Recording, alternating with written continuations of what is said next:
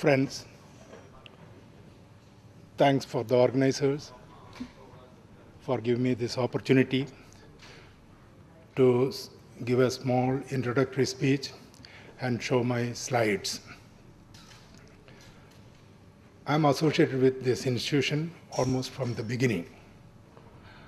Dr. Raja Ramanam invited me to be one of the associates, and in my first meeting with him, he asked me to design the logo for this institute. The logo which is here is designed by me. That is the beginning of my association, and I am grateful to the NIAS, all the functionaries here. I had given several lectures before, both on my art as well as my academic interest, which is the ritual performing art of the west coast of South India. As you know, Bangalore is in the 13th degree north of equator. Almost parallel to that is Mangalore. And the west coast, when I mean, is a stretch of land between Gokarna in the north and Kanyakumari in the south. This stretch of land, according to mythology, was created by Parashurama. When he defeated the Kshatriyas, he threw his axe into the sea, and the extent the axe went, land came out of the sea, and that area is called Kerala, the present Kerala, and north of Kerala is South Kannada, and a little further is North Kannada.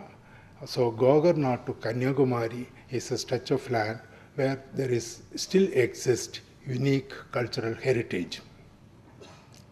This place also is called Ahibhumi. Ahibhumi means the place of a snake. Ahibhumi, land of a snake. And on the west, on the east is Sahyadri, the Western Ghats, and the west is Arabian Sea. And Sahyadri is also, this Western Ghats also is called Sahyadri, Sa-Ahi-Adri, that is a mountain with serpents. So serpent motif is very common, very widely used in ritual worships in Kerala, in this region. This place, because of Western Ghats, there are forest and a lot of different wide fauna and birds and animals, and different herbal medicines. All these influence the people who are living in the plain, which is covered with plantains, coconut, water, rivers, etc. So rice, flowers, coconut, and water. These four items are absolutely essential for every rituals in the west coast of South India, or most of part of India. So what is really unique to this culture is the colorful ritual performances. On the classical tradition, we have a Kudiyattam, Kathakali, Mohiniyattam, and few other things. On the ritual performance wise, it is a treasure house in India. Nowhere else you have that kind of rich heritage. People are educated, people can actually read, they have a good reading habit. And this region, in spite of the Vedic influence and Sanskrit influence, still preserve non-Vedic, non-Brahminical, non-Hinduism, the very primitive form of artistic expression. And in the northern side of Kerala, especially some 2-3 districts or present district, that is South Kannada district, and Kannur and Tallicherry, Kannur and Kasaragod district are actually unique place because of its living tradition of Theyyam and Bhuda rituals.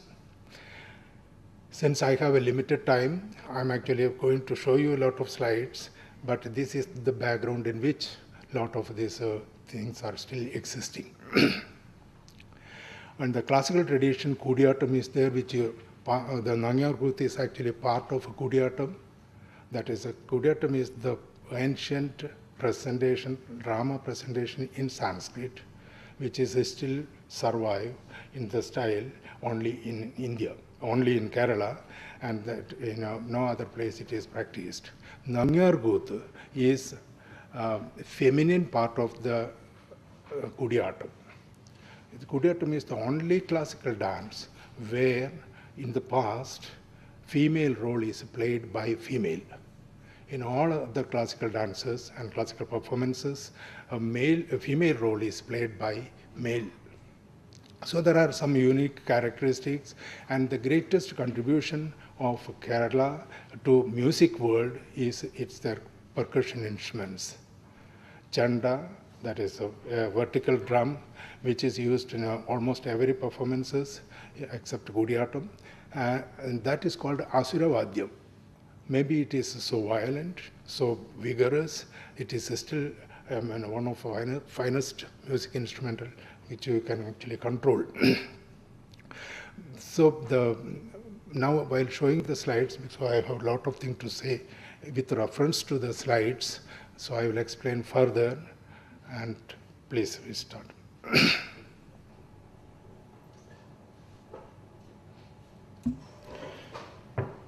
Well, this is a very typical landscape of west coast of South India.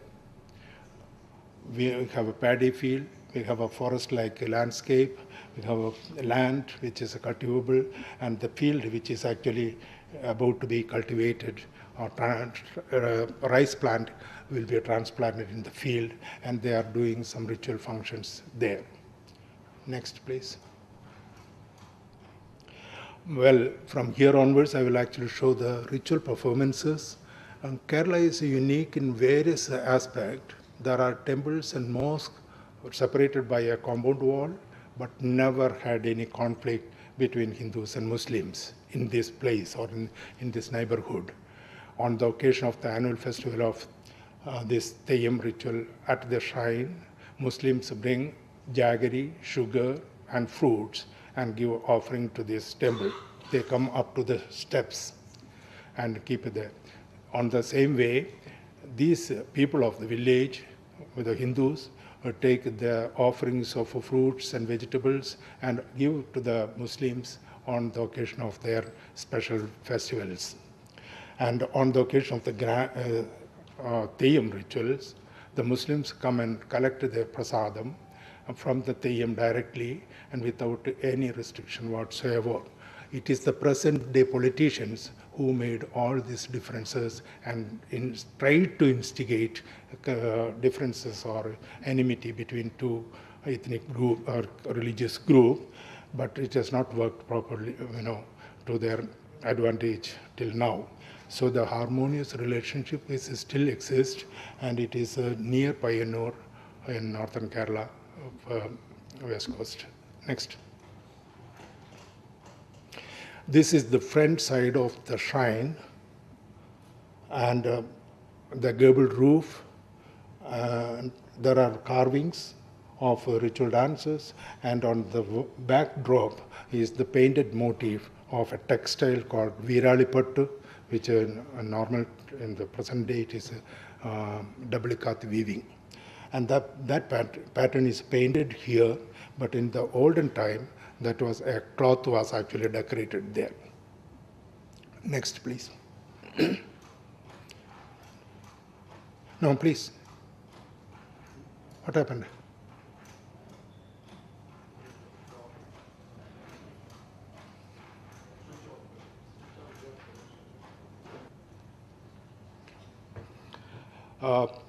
Theyyam ritual. Theyyam is actually, the word Theyyam is derived from Deva, and it is shortened or colloquialized and used as Theyyam.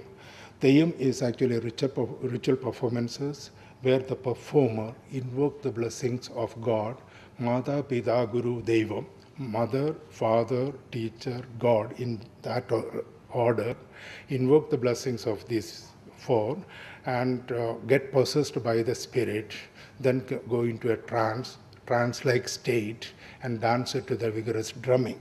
Here he is doing the first invocation, that is Onnam Varavali, and he is reciting the sloga, or recitation of the songs.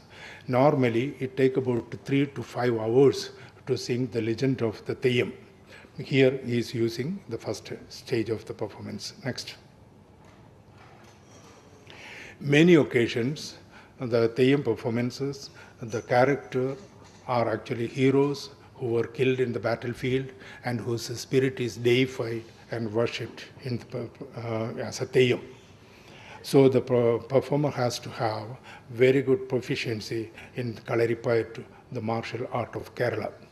Here he is showing his demonstration in the first stage of the performance of Theyyam. Normally, Theyyams have 3 stages in performances, and the first stage with a simple costume, with a far more possibility of showing their proficiency in martial art. And they use different weapons. There are 18 weapons in, among the handled by the Bhagavati, or Mother Goddess. Next.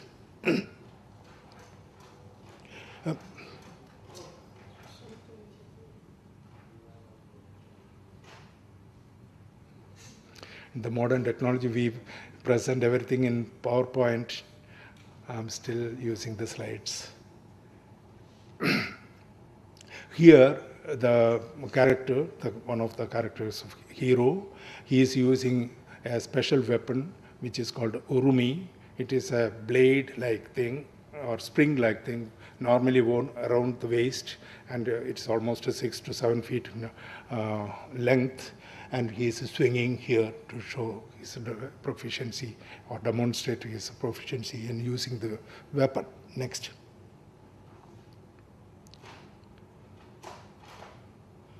This is a typical drumming scene. One can hear the sound of these drums up to 16 kilometers away. I'm not exaggerating this. My grandmother used to get up in the middle of night on hearing the sound to light the oil lamp, which the drumming was taking place 16 kilometers, 10 miles away from my house.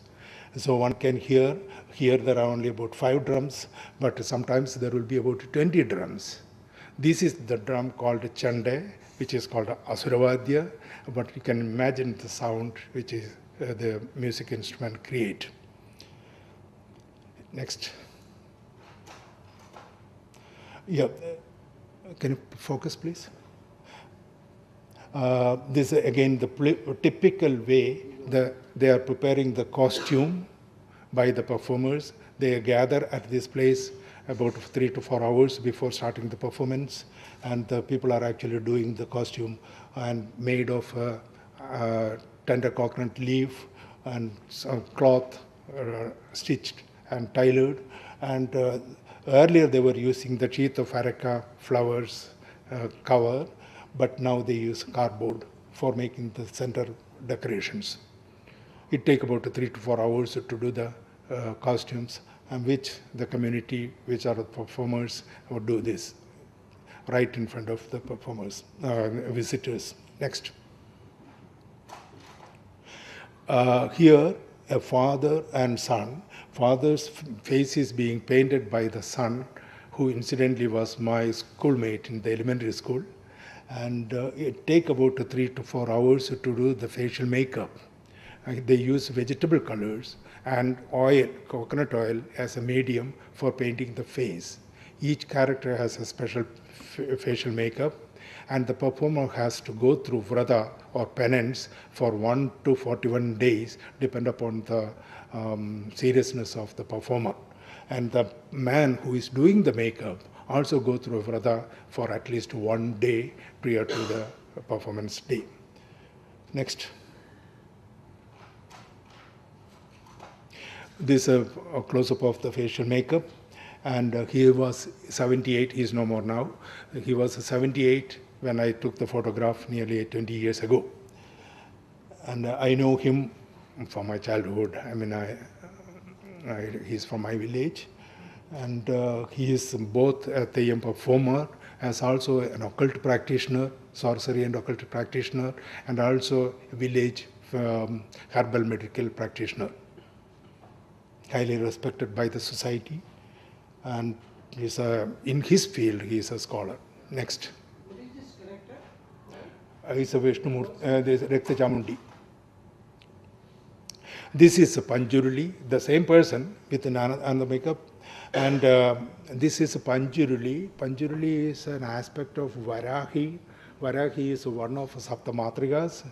And in Kerala, Varahi is a feminine.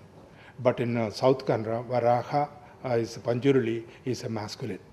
It's a Theyyam, and with the costume which you saw earlier being made, he is wearing that, and with this costume, he remained in the dancing area 16 hours and danced to the tune of drumming, go around the shrine.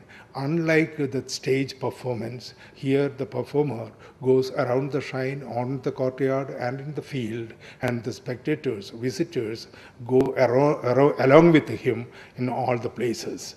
So it is like a performance which is taking place in the midst of people.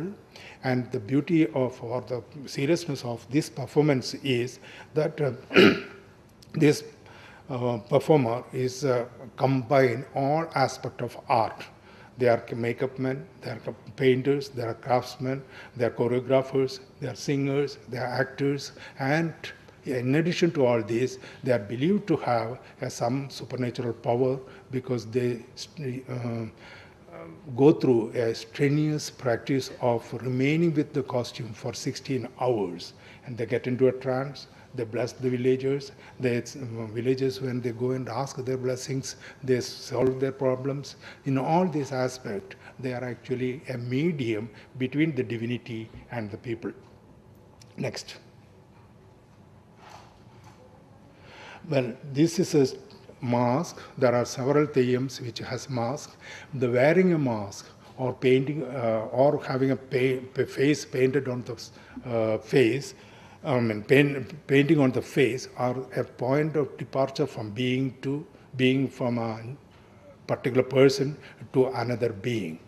So wearing a mask is one thing, and the difference is the character with the mask has a static facial expression, whereas a performer with a painted face has a capability of showing expression through the muscle movement and the eye movement. Here the story is associated with Shankaracharya because in the Manishi Panchakam, that is a Sanskrit stanza, sloga written by Shankaracharya, Shiva takes the form of a Chandala and stopped Shankaracharya when he was going to the Sarvatnapida, the pedestal of supreme knowledge. And there was an argument. So the Chandala, the Shiva who took as a form of Chandala, he was coming from opposite direction on a narrow bunt. On both sides is a muddy paddy field, and there is an argument between these two people. When the Shankaracharya asked him, when Shankaracharya asked the Chandala to get away or go away because he can't pollute the Brahmin, then he says, why should I go? On left side is muddy field, right side is muddy field. I am carrying basket of food items in my hand. How do I actually go back? Then there was a lot of argument. At one time, Shankaracharya says, you are conducting puja in your worshipping place. I do conduct my puja in the field in the evening. You are expected to go to the, or after the puja, you are expected to go to the heaven. I too go to the heaven. The word meaning is, I go to the toddy shop. That is also for him a heaven. And ultimately, at the end, the Chandala asked him, if your body is cut, your blood comes, blood is red. If my body is cut, blood is red, then what is the difference between you and me? This question really makes Shankaracharya to concede there is something other than the mere Chandala's character in him. So he asked him to reveal his identity. Then Shankaracharya realized that Chandala was a Shiva, and he prostrated in front of the in front of Chandala and make the peace, and he goes to Sarvajna. So this story is narrated in the society by the performer, who is supposed to be the lowest strata in the society in caste structure, and then probably this is the starting point of raising the caste question, or the lower or higher the caste problem in the society. Next. This is the real form of Pottandeyam, or which is a Chandala form of a Shiva. Next. There is another Theyyam, Bhadragali, which is a Shakti in another aspect. Bhadragali has a headgear which is about 30 feet above the head. You can realize, compare with the human figure which is in the bottom, and from there till tip of the headgear, it's about 30 feet. They were, and the story is associated with Bhadragali. Bhadragali is daughter of Shiva, according to this legend, which is still existing in Kerala. And Bhadragali was created by Shiva from his third eye to kill the Asura Daruka. And Bhadragali was instructed to go to fight with Daruka, and she would go to the battlefield riding on a mythical animal called Vedala, and reaches the battlefield. Bhadragali took enormous form. She picked up two wild elephant and put it on its earrings. And her laughter was thunder, and lightning came from her eyes. That is the ferocious mood or form of Bhadragali. And this is worshipped all over Kerala in one form or other. In the northern Kerala, it is Bhadragali is worshipped as a Theyyam, and other part of Kerala, she is worshipped in various other forms, sometimes on the floor decoration or floor drawing or murals, or even a performance, different names. One of the most important story associated with the Kerala as a culture is the Darikavadam. That is killing of Asura. That has influenced literature, songs, normal folk songs, wall murals, floor decoration, and performing arts. Next. When Bhadragali reached the battlefield, she became not only enormous, but also she grew beard. So Bhadragali is depicted with beard, and she wears handle 18 weapons. So during the performance, a particular stage, they are using the weapons, 18 weapons, one after the other. I consider this Hinduism one of violent religion, because that is the only religion where all the gods except Saraswati and Mahalakshmi as a weapon. And they use the weapon. If they are using the weapon, one day they will use for violence. And that is how it is depicted in Theyyam. Next.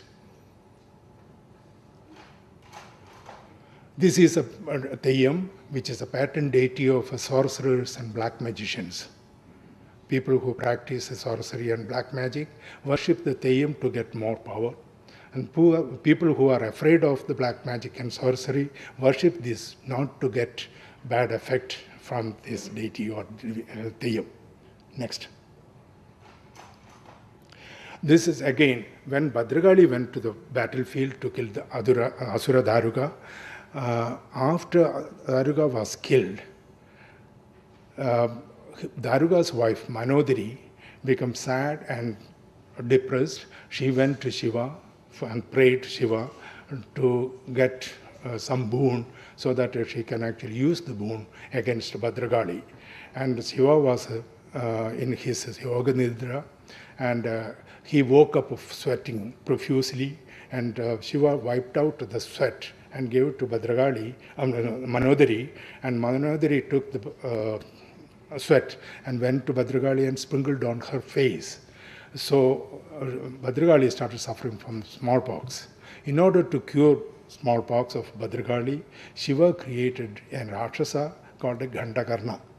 So Gandakarna in the beginning could not tolerate the sound of Vishnu, and he wore bell in his ear. That is why Ganda in his karna, that is Gandakarna. He is named after, as a Gandakarna, and this is Gandakarna.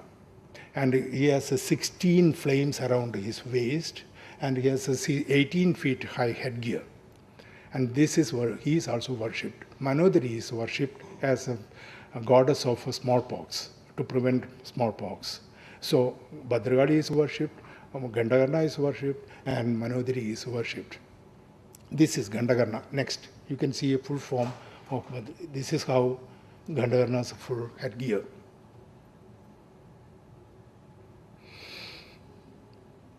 Next. See, there is another Theyyam.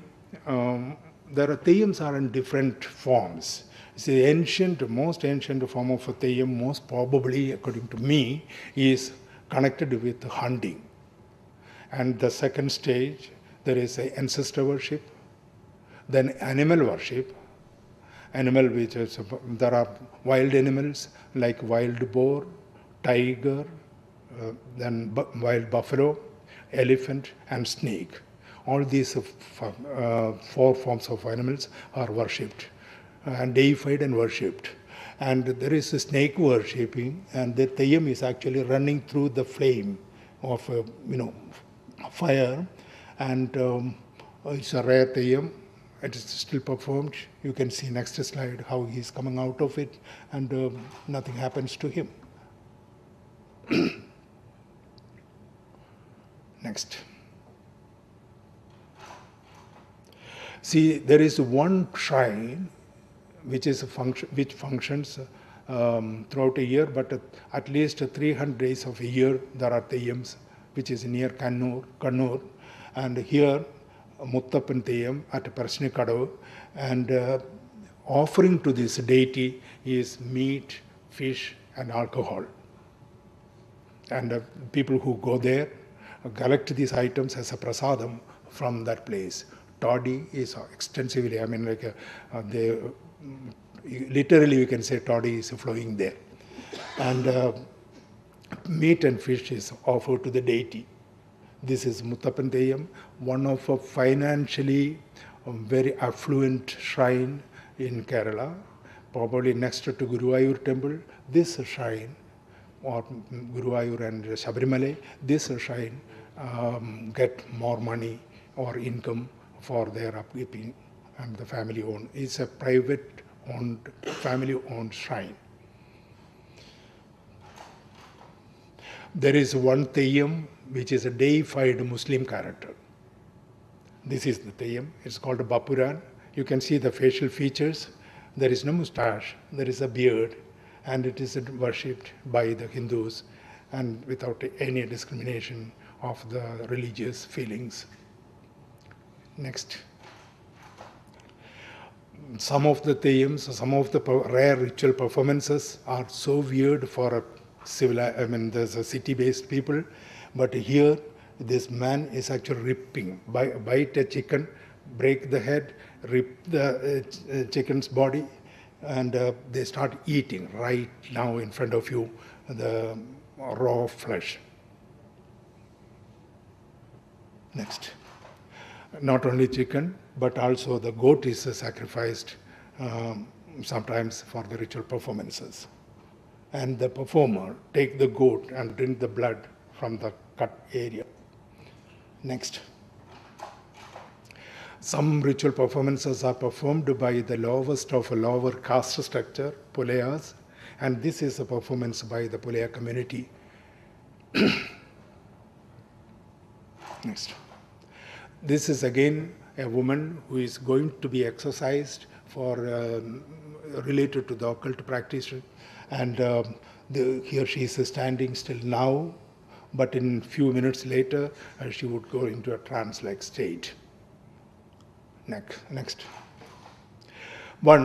Here onwards, next few slides are related to one of very peculiar or very beautiful aspect of Northern Kerala, where birth of a female child is glorified. And we, including me, I come from a lineage system where the mother's side, we inherit the property and family in 9. So my mother would have been happy. I'm the eldest among 5 members. My mother would have been happy if I were a female. This is the feeling. But mainly in a family where there is 1, 2, 3 male children are born and there is no more female child, and they desperately wish to have a female child, they pray to the God and make a vow that when they are rewarded with a female child, they will conduct a grand festival of a Theyyam. And in this case, that baby who is in the mother's arm is the cause for a festival. And her birth is actually celebrated by this grand festival. And almost all the Nair community and many other community still practice or prefer to have a female child as the firstborn. And then it doesn't matter if some other, because thereby the birth, family property and the family name go to the next generation. We don't use father's family name in our community. Next. See, the Theyyam performer who is going to take as a mother and one is a mother. There are 3 characters, mother and son and daughter. And mother is Makam. Manikyam is one of the precious stone. And but here a man is actually dressed like a mother. He is going to sing the legend as a first stage of the performance. Next. There are 3 characters. Mother is in the center, daughter is on the left, and son is on the right. And these 3 characters take the role of the divinity and dance to the drumming. And you will see next slide. Here the mother is actually giving the offering to these deities, characters. And the shrine is an improvised shrine. It is especially made for the occasion. It is in a paddy field or in a hillock. And the performance are held. It is about 24 hours performance. Next. The mother, daughter, and son are dancing to the tune of drumming. They go around and it takes from beginning about 5 o'clock in the beginning start the function, and it goes on about 11 o'clock. Then there is a break of about 1 or 2 hours. Then the main performance will start. Main theme will start. Next. Here a performer's assistant is making a costume with a tender coconut leaf and banana trunk. And they make this, and it is also a very beautiful work of art. And for me, these are the living tradition of the craftsmanship of these rural people. Next. Here is the son with a full costume. Son of these 3 characters. The son is actually he is depicted as a hero. Normally, when heroes are depicted, their beard is shown as a black beard. But when they are depicted as an ancestor, the beard is shown as white beard. But it's not a hard and fast rule, but by and large this is the case.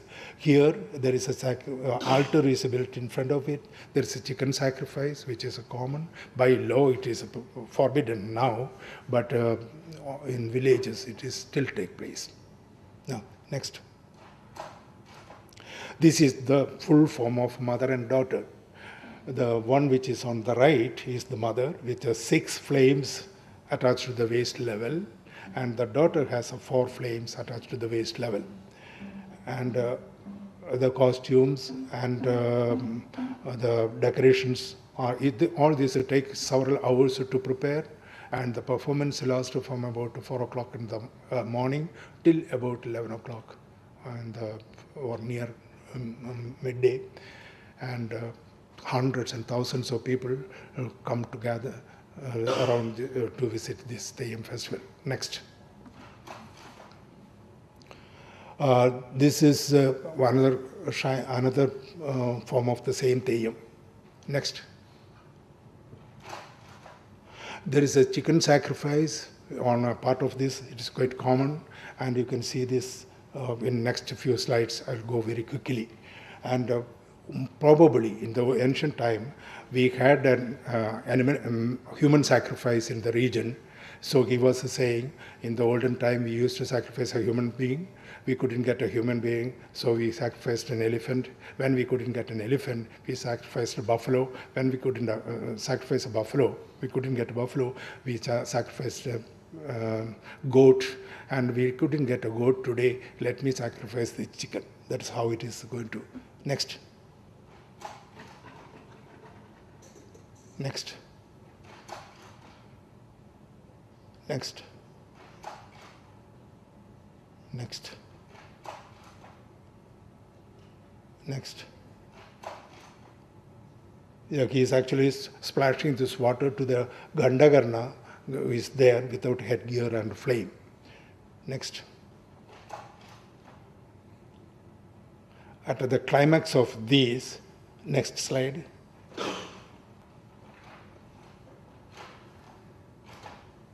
He collapses, and soon. Next.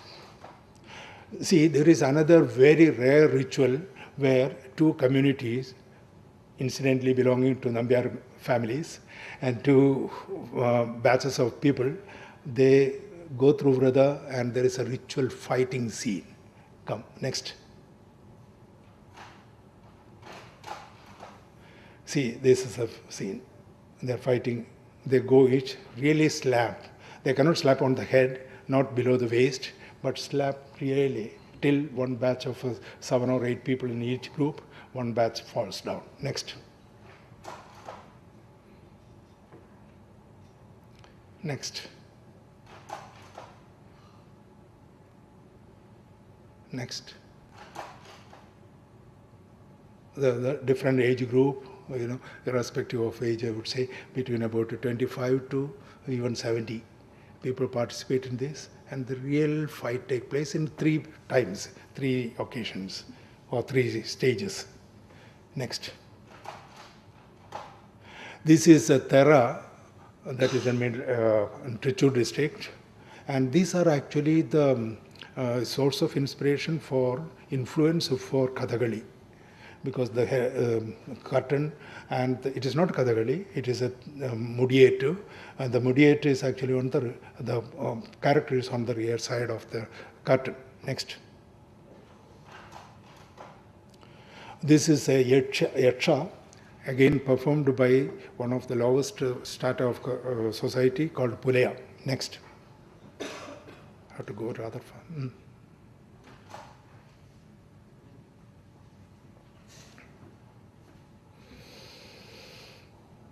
Yeah, this is a Padayani, which is in Koilon district, normally performed by Nayar community, because most of the Theyyam performance are by the lowest strata of society, but in some other performance, like Mudiyettu and Padayani, Nayar community take the role of these performers. Next. This again, part of Padayani. Next. There are many small masks and joined together and made a wider, bigger mask. This is a Yachikola, and again is a part of this Padayani performance. Next. This is how the costume is, full. See, this is in Tulunadu. There the weapons are used instead of idol. And sometimes there is a symbol of idol of animals, or not the human figure, but different type of animals. Next.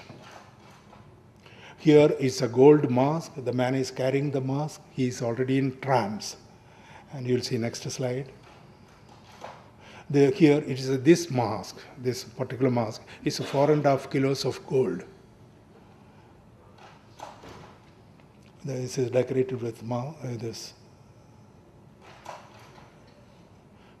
Next. This is a musician belonging to the fishermen folk in Tulunadu.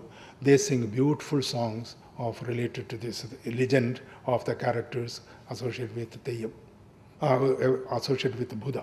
Next. Buddha performer, and here again he is actually in a trance.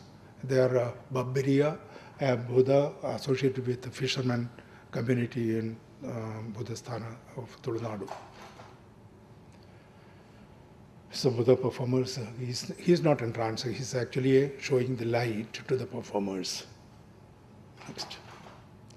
This is a Buddha performer. It's almost like a Theyyam, but something like two sides of a coin. The belief, this myth and legends associated with Buddha is more or less the same or identical. Next. Another Buddha, again this is a buffalo race, which is rarely conducted. A buffalo race is in Tulunadu. And they make an artificial tract near the riverbed, and they take the two pair of buffaloes and make them run in the highest speed. And the water which is splashed and the height is calculated with the banner there, and then the winner is judged. Next. See, this is a buffalo race. It's a buffaloes, not a bull. But in Koilon district, there is a bull race. This is a rare ritual where on the full moon day near April, March-April season, thousands of women go into trance. Here a group of people are in trance. They hold the areca flowers in hand and revoke the spirit and get into a trance-like state and make a weird sound. Some people will be laughing, some people will be crying, some people will make some strange sounds. And next, please. See, there's another, it's a screaming. Next. This lady has not seen me taking the photograph at this particular stage. Next. She saw me taking the photograph. Next. She reacted. Next. She tried to rush to me to grab my camera. Next. She collapsed. Next. See, this is again one of a rare ritual, that is Nagamandala worship, and thousands of people gather to witness this snake worship in South Kannada. Purna Nagamandala, which is rarely performed during the last 100 years, only 2 performances were held, and that is the second costliest ritual performances after the Agni Chayana in Kerala. And next.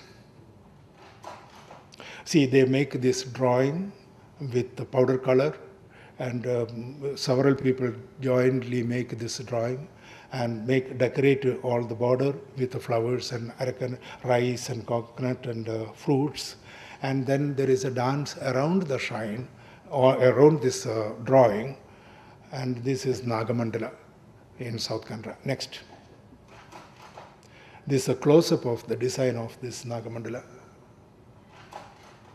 This is the Purna Nagamandala, which has a 16 knot all around. It's as big as almost this hall. And this performance is the costliest Nagamandala. This is again, I want to take you to Kerala again. They are making a drawing for the this Vatakaran part. And this is a style, Kerala style, and which has influenced the Kerala murals or mural style. How they draw. They use white for white, rice powder for white, and they make one single line in the middle, and the performer belonging to the community, they start drawing the figure. Next. The drawing is complete, the outline of the drawing is complete, then they start using the color. 1 minute. And here, you see the most primitive form, all over India, all over the world, used black, white, and red as a primary colors. If ever they used a fourth color, they used either yellow or green, and not yellow and green or yellow and green and other two colors. No, the first basic color, black, white, and red, is always constant, and then they use either red or yellow or green. In this case, they use yellow, green, black, white, and red. The 5 colors are used for making this drawing. They use powder. And white is rice powder, yellow is a turmeric powder, and red is chunam and turmeric mixed together, and green is a powder of a leaf. Next. Black is a husk, burnt husk, paddy husk. Next. This is how when it is finished.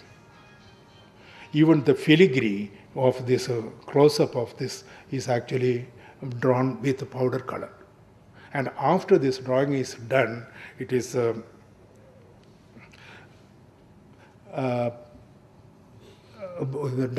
dancer get into a trance and walk and dance over the drawing and wipe out the design. It takes about 8 to 15 hours. 8 hours to make the drawing, then next 6 to 7 hours for dance and related rituals. There are 3 different characters, Vatakaran, Ayyappa, and Bhagavati. And the Vatakaran part, Ayyappan part, or Bhagavati part, these are done in one place. And Kottakkal Arivaidya, I took this photograph from their premises, and this is still practiced. And this is the real traditional mural style of Kerala. Next. This is a Ayyappan.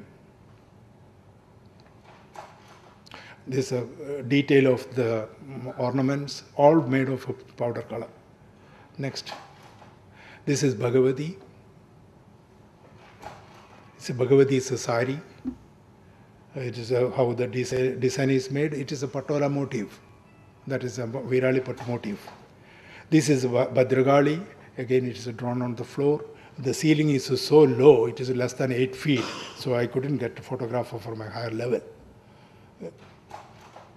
This is a close-up of the Bhagavati. Next. This is again another snake motif. Well, next for a few slides, I will be within my time. Some painting, otherwise you will go with the notion that I am a photographer. I am a creative painter and sculptor, photographer, and enamelist. You will see some creative work before I conclude my presentation. This photo is taken in '65. Next. Some of my drawings. No comment. I will go very quickly. Next. This is enamel painting, enamel on copper and silver. Next. This also enamel, jewelry enamel. Nobody else in India is doing this work. Again, jewelry enamel. These are stainless steel sculptures. Again, another is about same size approximately. This is a stainless steel sculpture.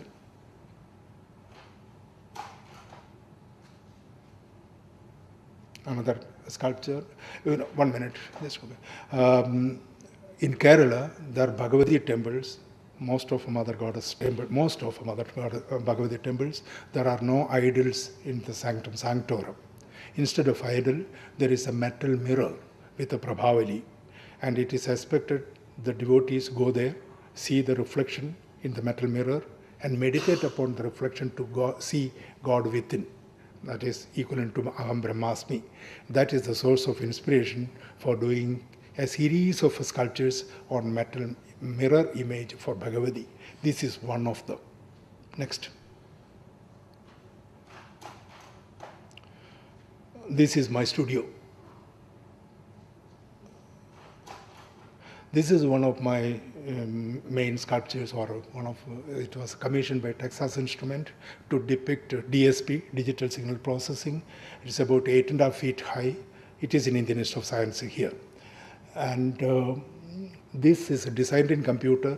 I used laser technology and TIG welding to complete the work. This is a conch with a clockwise spiral. Normally, almost 99% of conches are clockwise, anti-clockwise or counterclockwise when the blowing area is down. But there are sculptures or there are conches which have a clockwise spiral. That is called Valampuri Shankha, and which has an absolutely accurate proportion of golden ratio. That is 1 to 1.618 as a proportion. And I used this proportion and I made this a sculpture. Another reason the Texas Instrument asked me to do this is to depict DSP, digital signal processing, because in the DSP, the sound is transferred to digital and later at the end it is reconverted to sound. So this conch produced the perfect sound of Om. And I thought the Om has a magical sound and it is a very auspicious, and I used all these aspects to incorporate symbolically in a modern sculpture. This is the one. Next. Well, here it is. And thanks, I kept my time. I took only 55 minutes. And thanks for your patience, and thanks for the organizers, and for giving me this opportunity. Sorry I rushed up, but this is how it is. It gives an idea of rare ritual performances of the west coast of South India. Thank you very much. It's